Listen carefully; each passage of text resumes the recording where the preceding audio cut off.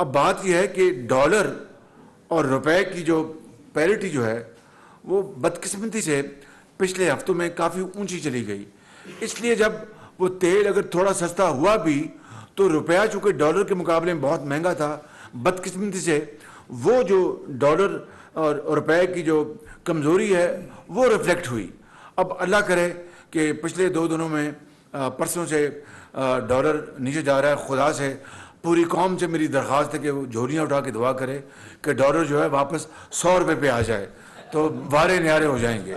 تو میری تو یہ خواہش ہے, میں تو آپ یہ سمجھ سکتے ہیں جو شخص جو کہ لاکھوں لیپ ٹاپس بانٹنے والا شخص ہو, جو سبسڈی اربوں روپے کی میاں نواز شریف صاحب کی سربراہی میں کسان کو دینے والا شخص ہو, جو اربوں روپے کا سبسڈی جو ٹیوب ویل جو کسان چلاتے ہیں ان کو سبسڈی وہ دینے والا شخص ہو, جو اربوں روپے کی سبسڈی رمضان شریف میں خرچ کر رہا ہو, کیا وہ چاہے گا کہ غریب آدمی کے اوپر بوجھ ڈال دیا ہے؟ سوال پیدا نہیں ہوتا.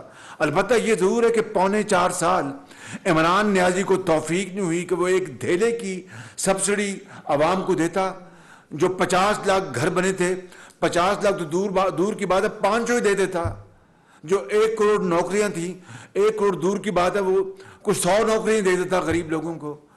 الٹا لوگوں کو بے روزگار کر دیا.